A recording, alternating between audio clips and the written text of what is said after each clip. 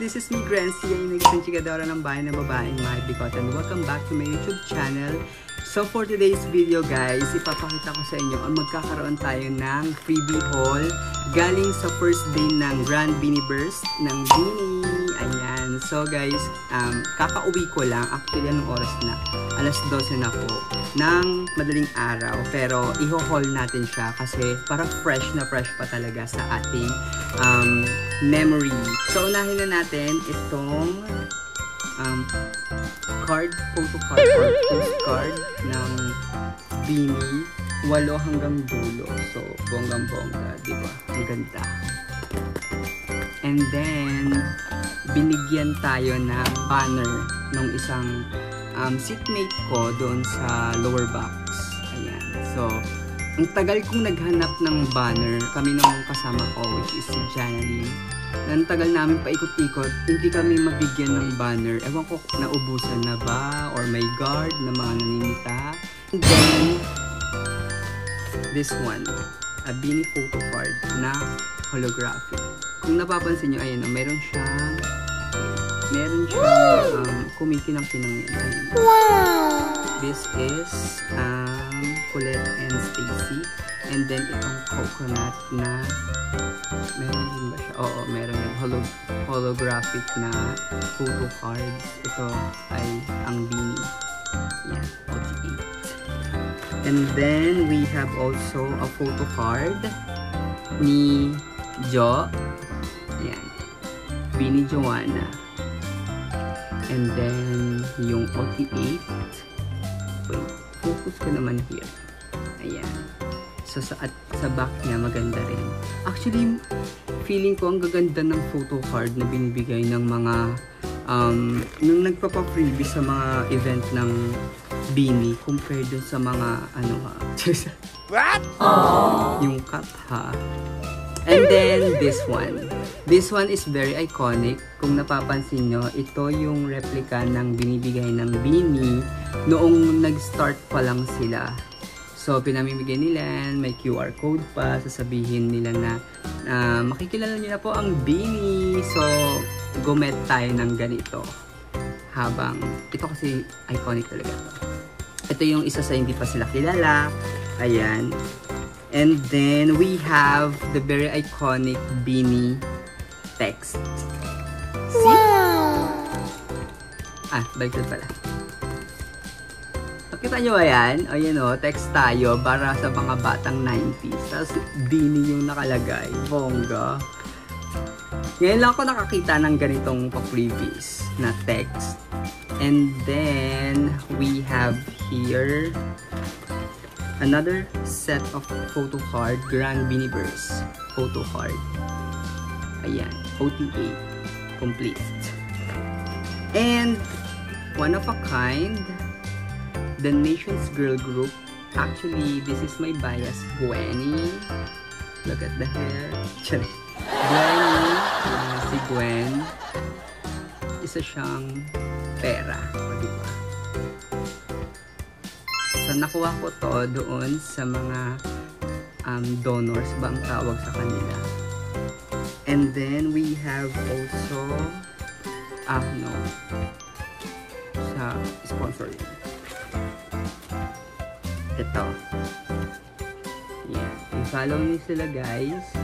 Sila yung mga mababait na namigay ng mga pa-freebie.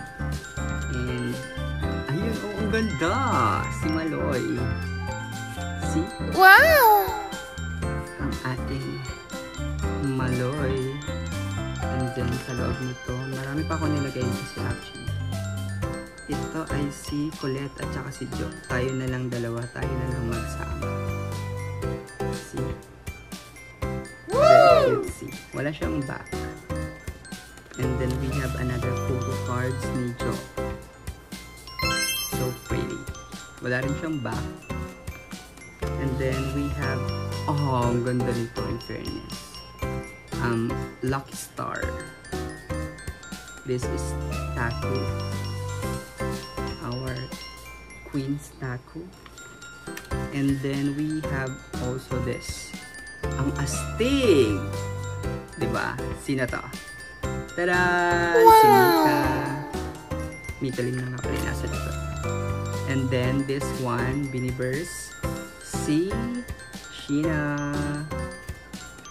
Si Sheena. Malabo kasi mata ko, guys.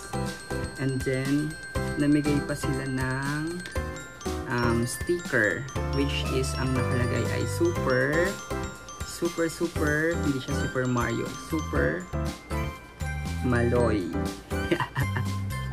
Ang cute, diba? Very cutesy. Very good.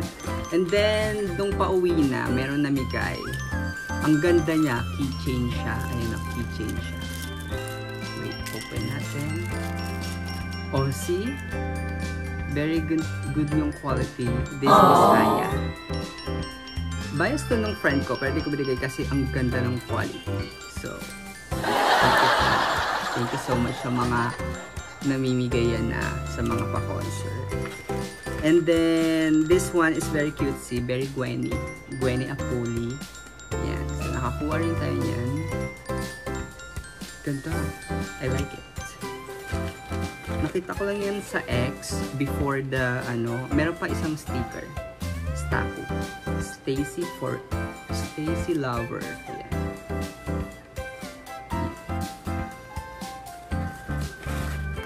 And then, very cutesy. Here. Oh, si Sheena. Biniverse. Isa siyang friendship bracelet, I think. So, ayoko siya suotin. Parang masisira kasi siya.